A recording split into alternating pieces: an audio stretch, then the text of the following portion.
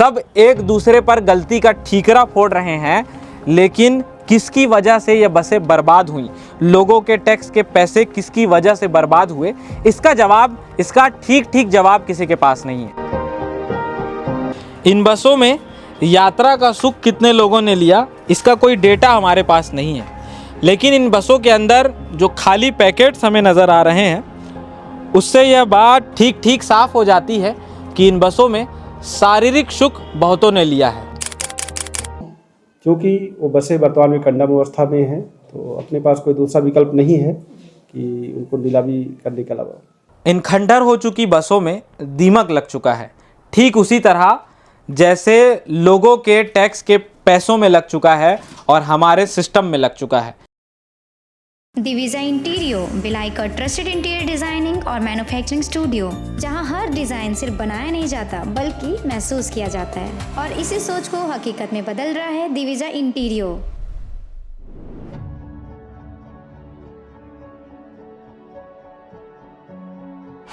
ये कोई कबाड़ खाना नहीं है, ये भिलाई दुर्ग की वो सिटी बसें हैं जिन पर कभी जनता को बेहतर सफर का सपना दिखाया गया था। साल 2015 भिलाई दुर्ग में सिटी बस सेवाओं की शुरुआत होती है। दावा किया जाता है आधुनिक बसें, सस्ता सफर, हर नागरिक के लिए सुविधा, कीमत लगभग 25 करोड़ यानी जनता का पैसा।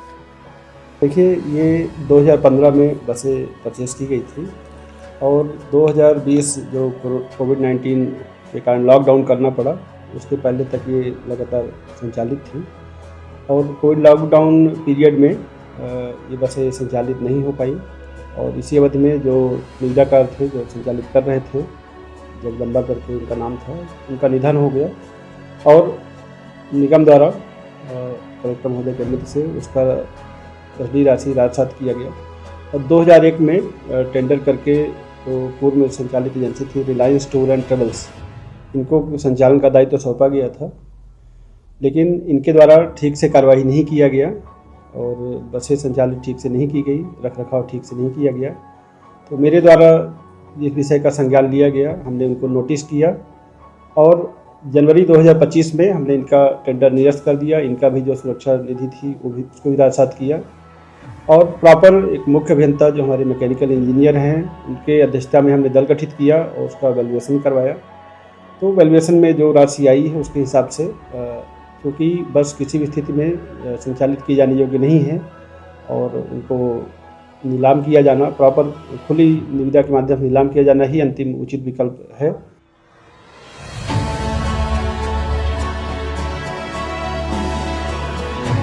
आपकी सुरक्षा की दृष्टि से यह गाड़ी दरवाज़ा बंद होने के बाद ही चलेगी, लेकिन अब यह गाड़ी चलेगी या नहीं चलेगी नहीं पता, क्योंकि इस गाड़ी का दरवाज़ा ही कोई लेकर के चला गया है। यह बसें खरीदी गई थी ताकि शहरवासी आराम से शहर घूम सकें, जिसको जहां जाना हो जा सके बहुत कम कीमत पर, लेकिन यह बसें निगम के डिपो में खड़े आज कल नीलामी की भेंट चढ़ेंगी।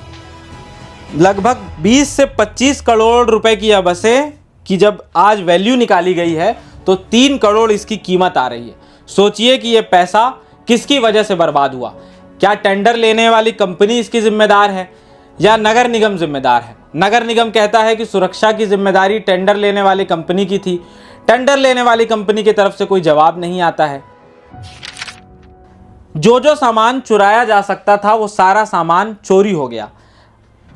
इस बस में तो आप कम से कम सीटें देख पा रहे होंगे, लगभग पूरी सीटें हैं, लेकिन इसके ठीक बगल में जो बस खड़ी है हमारे, उसमें एक भी सीट आपको नहीं दिखेगी। कहाँ गई वो सीटें? कौन ले गया वो सीटें? और इन सब का जिम्मेदार कौन है?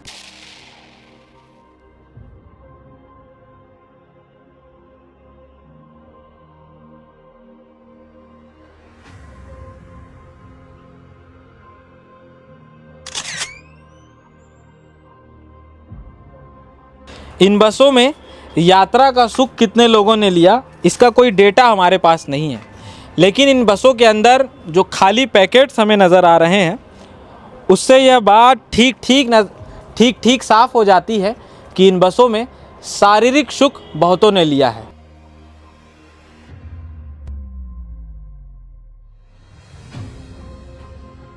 यह कहना सही नहीं है कि संचालन नहीं हुआ है। 2015 से 2020 मार्च तक ये संचालन हुआ है। कोविड-19 पीरियड में बसें संचालित नहीं हो पाई और उसके बाद जो भी निविदाकारों को कार्य सौंपा गया वो कार्य करने में सफल नहीं हुए हैं, क्योंकि वो बसें वर्तमान में कंडम अवस्था में हैं, तो अपने पास कोई दूसरा विकल्प नहीं है कि उनको नीलामी करने के अलावा। इन खंडर हो चुकी बसों में दीमक लग चुका है, ठीक उसी तरह जैसे लोगों के टैक्स के पैसों में लग चुका है और हमारे सिस्टम में लग चुका है। कोविड-19 के बाद स्थिति सामान्य हो जाने पर इन बसों को चलाने और रख रखाव की जिम्मेदारी रिलायंस टूर एंड ट्रेवल्स को दी गई। गलती किसकी? सब एक दूसरे पर गलती का ठीकरा फोड़ रहे हैं, लेकिन किसकी वजह से ये बसें बर्बाद हुई, लोगों के टैक्स के पैसे किसकी वजह से बर्बाद हुए, इसका ठीक जवाब किसी के पास नहीं है। देखिए, चोरों ने बड़े शातिर तरीके से लोहे को चोरी करने का इंतज़ाम किया था। इन बसों से सारा लोहा बड़ी मेहनत से निकाला गया होगा। इस लोहे को ध्यान से देखने से आपको क्या लगता है कि यह अपने आप बस से निकल कर यहाँ आ गया होगा? आप ध्यान से इसकी आकृति को जब देखेंगे तो आप पाएंगे कि इसे बहुत योजनाबद्ध तरीके से काटा गया है और बस से निकाल कर अलग किया गया है चोरी करने के उद्देश्य से। और उसके बाद आइए, यहाँ लोहे को काट करके निकाला गया है और देखिए इस बस की स्थिति देखिए, इसमें कोई एक सीट भी मौजूद नहीं है। सुरक्षा की दृष्टि के लिए कैमरा लगाया गया था बस में, लेकिन यह बस अपनी ही सुरक्षा नहीं कर पाई।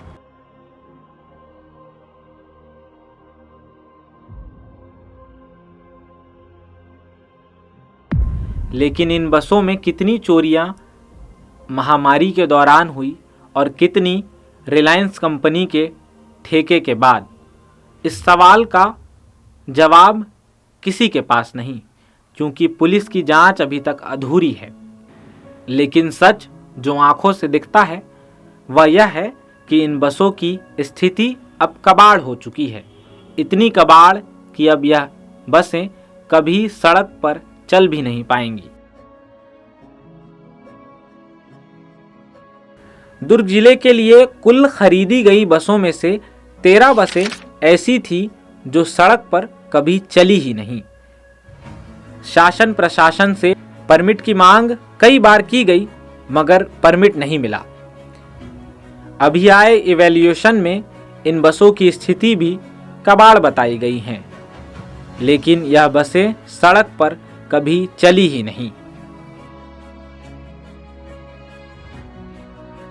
नगर निगम से विगत 2 महीना पहले हमने पूरी जानकारी के साथ थाने में हमने रिपोर्ट किया है और अभी तक उनके द्वारा ऐसा कोई निर्देश प्राप्त नहीं हुए हैं, क्योंकि यदि कोई जानकारी अप्राप्त है या नहीं है तो वो हमसे मांग सकते हैं, तो हम उनको करा देंगे।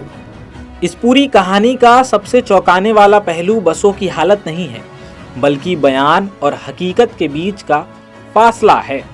पुलिस कहती है नगर निगम की तरफ से जांच के लिए पर्याप्त दस्तावेज नहीं दिए गए, वहीं नगर निगम दावा करता है दस्तावेज दिए गए।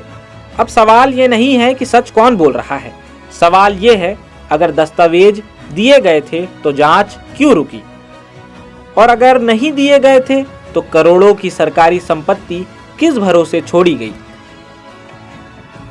जब सिस्टम खुद तय नहीं कर पाता कि जवाबदेह कौन है, तब ना बसें बचती हैं ना सबूत, और अंत में बचता है सिर्फ नुकसान, आपका, हमारा, यानी जनता का।